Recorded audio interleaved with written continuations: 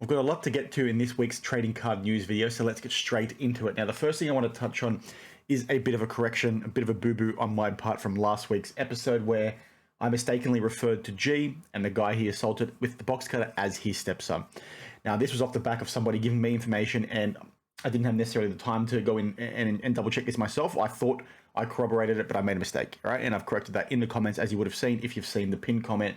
And when a few people have messaged as well, I have corrected that. Now, a few people grilled me in the comments, which is fair, but at the same time, mistakes happen. I'd rather make that kind of mistake than make the mistake of, saying someone is a good guy when they've got a box cutter to someone's throat, right? And I will try and do better next time, but the regulars on the channel will know that there's been 1 or 2 times where something like this has happened in, the 200 videos that I've made over the last 18 months or however long it's been, that I do like to correct it and own my errors. So hopefully you can forgive me and I'll try and do better next time.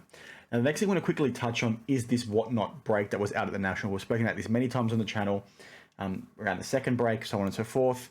You would have seen in my video from a few days ago, 2 days ago now I think it was, that I confirmed to you all that they accidentally sent a Michael Jordan rookie card to the wrong giveaway winner. Now, I'm not going to go through that in detail. Please check out my video that you'll see on screen now.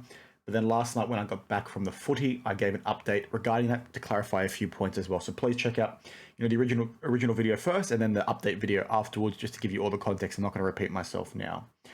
Now, one of the things that's probably most important to talk about this week is the whole card cleaning, alteration, preserving discussion point, right? And you would have seen this, a few channels have done videos on this in the last week or so, and a few people have talked about it. There's a few elements here that I think we need to discuss that looks like it's being glossed over. Most of the discussion has seemed to focus on, people questioning your ability to wipe down a card to remove a fingerprint. And that's sort of where the people that are questioning, as in the people that are saying card alteration is a bad thing, and then the people that are defending it saying, why can't we just wipe down our fingerprints? That's not what the discussion point actually is. If you check out some of these videos, and I'll pop up on my screen now from Kurt's Card Care as an example, you can see some of the stuff that these guys are doing, and it goes well beyond just wiping down a fingerprint with a microfiber cloth, okay?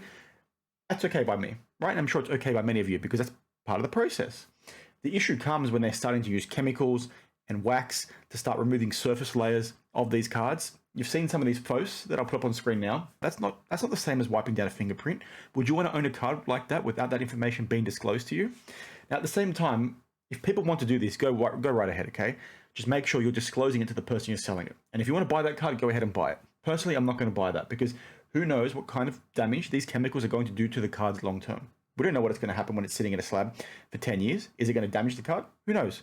So if you feel comfortable and you want to buy it, go ahead and buy it. If you feel comfortable and you want to go ahead and sell it, make sure you're disclosing that stuff, because if you're not disclosing it, there's a reason why you're not disclosing it, and that's because you don't think it's a good thing to do. So keep that in mind. And some of the other stuff you can also see when it comes to this sort of stuff from Kurt's Card Care, edge rolling to flatten out damage to like prism cards where you got the surface lifting off. That's not okay in my book either. Now, some of you might say in the comments down below, we'll look at comic book grading. Pressing comic books is okay by the graders. Why is not edge flattening okay by the graders? It's a little bit different. You also need to keep in mind that, when this is happening from a comic book perspective, it's on books from, 60, 70 years ago, right? There's not many of them left. You don't need to preserve cards that are printed today, okay? And if the QC is crap, then the QC is crap. It sucks, but that means you've got a PSA 10, and that's why it's worth something, right? That's why it's got a premium placed on it, because it's come from the manufacturer in an era when QC was terrible in good condition.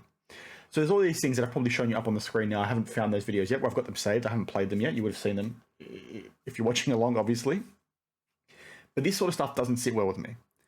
Just make sure when you're having this discussion point, you need to make that distinction that there is a clear difference between wiping down fingerprints and color touch-ups. There's a clear difference between trimming. There's a clear difference between, using chemicals to remove dimples, using chemicals to remove stains on cards, using, tools to flatten out edges, to repair corners. That stuff is ridiculous, and the fact that people are openly showcasing it is a bit surprising to me, because the alternative is, yes, you don't want people doing things in the background because that's very, very shady.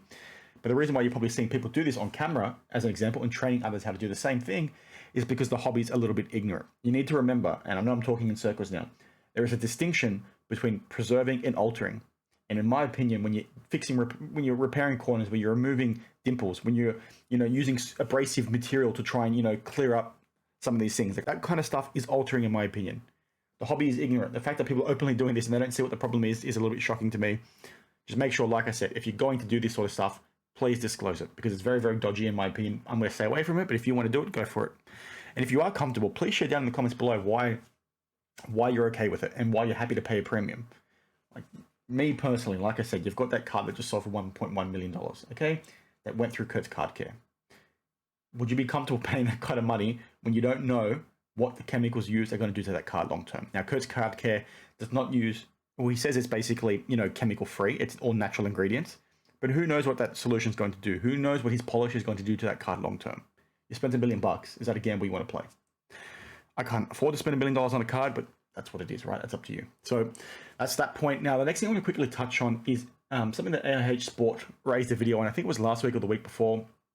And it was around how, a lot of content creators have started leaving the hobby. So a lot of guys in 2020 and 2021 that were making, really, really interesting videos that all of a sudden disappeared.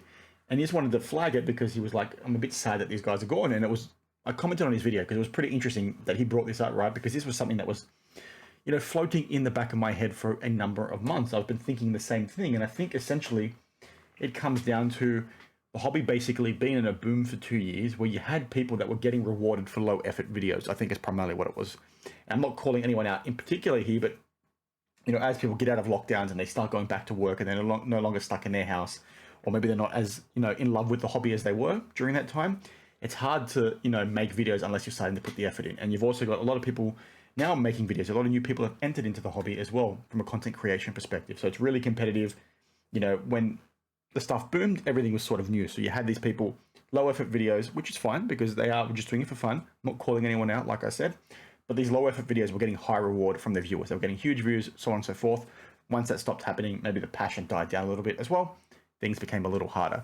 There's a lot of these guys that I really wish they would come back and start making videos. So hopefully that does start happening. But I think that was a pretty interesting call out. I just wanted to flag it with you all today. So you can go check out AIH Sports video and then share your thoughts down in the comments below. What you think is the reason why we've seen so many content creators leave.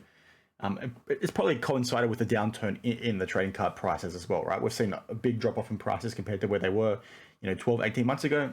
It's obviously the same sort of thing. I think it's just people, getting back into the real world. COVID's over to an extent. You get what I'm trying to say. And finally, we have the good guy shout out for this week's video. And today it's going to be Breakout cards. Once again, I've spoken about him in a few videos over the last month or so, I want to say, and I just want to call it out again because I've been, binging his videos a lot lately. I really love his card show vlogs because, Ryan approaches these in a really unique perspective. He does it a little bit differently to some of these other guys like Roth Cards and Mojo Sports, so on and so forth. It's a bit of a unique twist. He's obviously very targeted towards vintage, but just his approach to, what he's trying to buy, what he's trying to sell, so on and so forth, is just really, really interesting. So please check it out if you haven't already.